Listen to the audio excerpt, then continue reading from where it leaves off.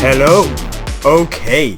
Queer, directed by Luca Guadagnino, based on a 1985 novella of the same name by a William S. Burroughs. I've never read the story, but I've been really looking forward to checking this movie out because Luca Guadagnino brought us one of my favourite movies of the year this year, that being Challengers. I really sort of liked his visual style and how he would tell what is in many ways a simple story but say so much through the visuals, and so I was really looking forward to seeing what he did here with this short story, this novella, Queer. So the film is set in 1950s Mexico City. It follows William Lee, an American expat played by Daniel Craig, who becomes infatuated with a younger man named Eugene Allenton, portrayed by Drew Starkey. And like I said, I've never actually read the novella, so I can't compare this adaptation to that original source, that original story. But what Queer is, it's this very heartbreaking story of one's loneliness within the world.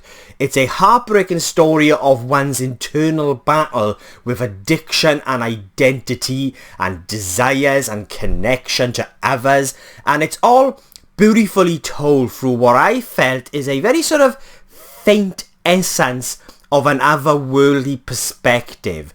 You know, in moments it can be quite animated through its visual style of storytelling, but I feel like what this does, what this achieves, is really intensifying or harnessing the emotional rawness within its story that they are exploring with these characters. I adored how Luca Guadagnino really chose to tell this story through his style of visual storytelling. And what also aids this very emotional, heart-aching experience is the very touching, heart-wrenching, beautiful performance by Daniel Craig as Lee, this drug addict and outcast American expat who just wanders around the city clubs and ends up becoming infatuated with this Eugene, a discharged American Navy serviceman. Craig does a fantastic job at conveying the pain, frustration and loneliness that's within this character. There's also a quirkiness and a faint undercurrent of humour that reflects the sometimes bizarre but fascinating approach to how this story is told visually, but it also just helps aid and add to this very real human story, this very kind of real, emotionally raw human story, and Craig brings this to life beautifully. He is fantastic here at bringing this character to the life through how Daniel Craig, and he was really good at doing this as Bond, and this is why for me that Craig personally is one of the best James Bonds, is because not only he's able, you know, he's got this kind of very hard man exterior, but he's very good at sort of conveying that vulnerability to these characters in a way that feels real and natural, and he does it here beautifully, just like he did with Bond, but it's more intense here, and as a result, along with how this story is told, it just adds really to what is a very heart-aching, emotional story. So, there's a moment that I really want to talk about. It's one of my favourite scenes within the movie, because it's a moment that in many ways I felt like truly encapsulates what it was that Luca Guadagnino was attempting to achieve here with this story.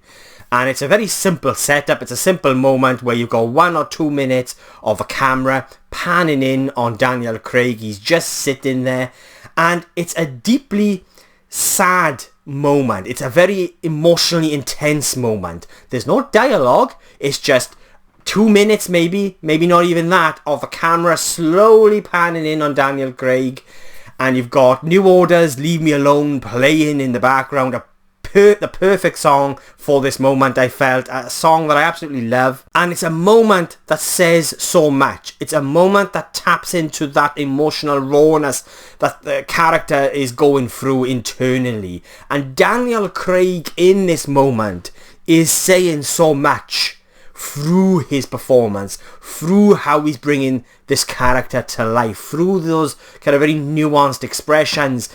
Again, bringing the vulnerability of the character to life in a way that's truly heart-wrenching. It was one of my favourite moments in the movie because, again, you know, there's no dialogue. It's all done through a visual sort of perspective, and you're just seeing this character sitting there for 2 minutes maybe. And it's almost like the character, it's almost like Daniel Craig is talking to you or talking to me. I could see what is going on internally, what this character is battling with internally.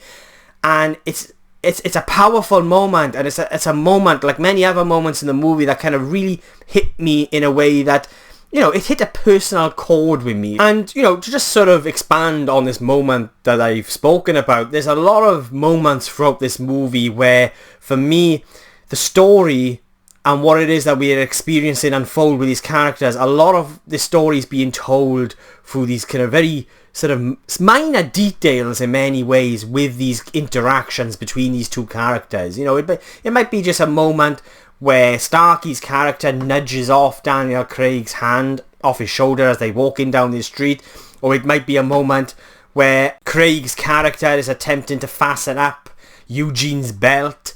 And, you know, it's the detail within these moments and how these characters are brought to life within these moments, that there's so much being said.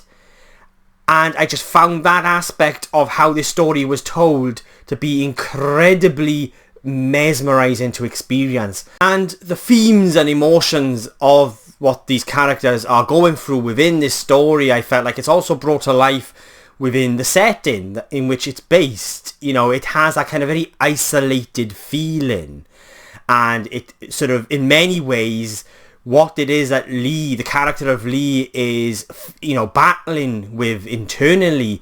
It's almost like the world around him is also reflecting that sort of internal battle that the character of Lee, played, you know, by Daniel Craig, is going through, which in turn just immersed me more into this very emotional, heartbreaking story. You know, you could just, everything about what this character is going through internally, the pain, the torment, is just coming to life in a way that, you know, it's there on the screen, it's there within the frame, whatever it be, the setting, or, you know, the camera sort of just fixating on an area of outer space. I mean, that moment alone visually said so much to me, and said so much to sort of what it is the character was feeling and going through within that moment. It's a moment that conveys what our character of Lee is going through internally in a way that for me was very striking and powerful.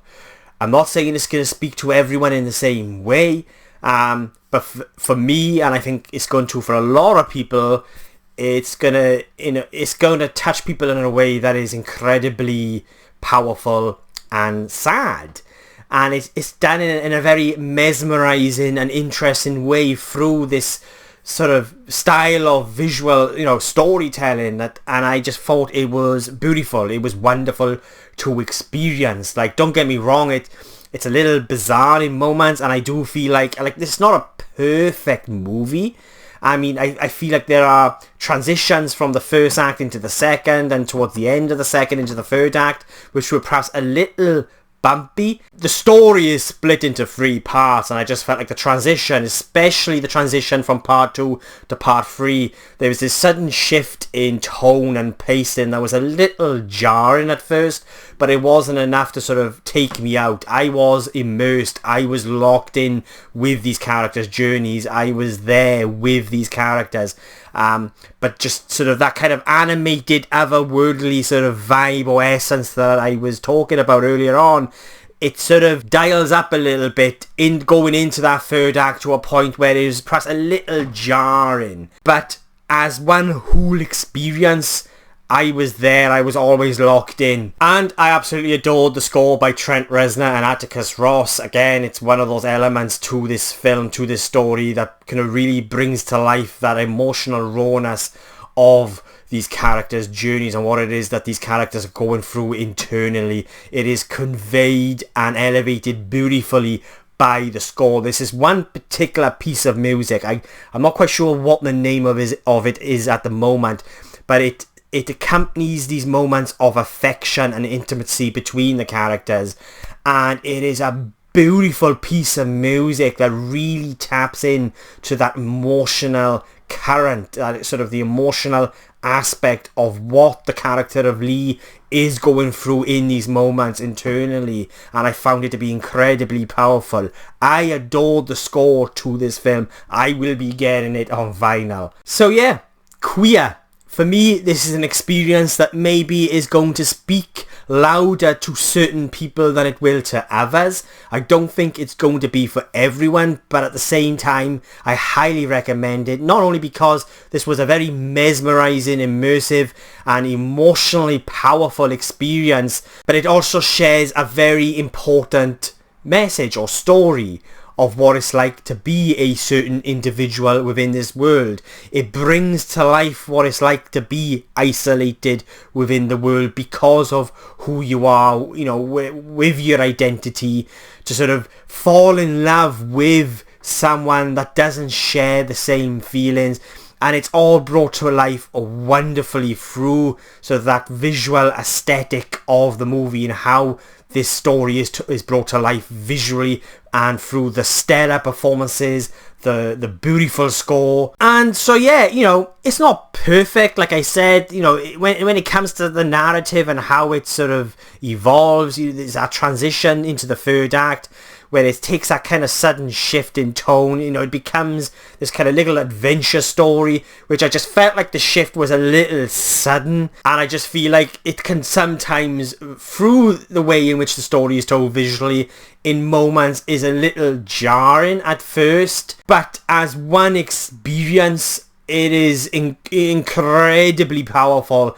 It's a movie that have stuck with me, that have stayed with me long after watching it. It has a kind of haunting quality, very similar in fact to another movie that was released at the beginning of the year in the UK, that being All of Us Strangers. They share very similar themes that they are exploring within its story, and you know, like All of Us Strangers, it have really stuck with me. It has that kind of haunting quality to it. And so yeah, look, enough rambling on from me. They are my thoughts on Queer, and I will be giving Queer an 8 out of 10.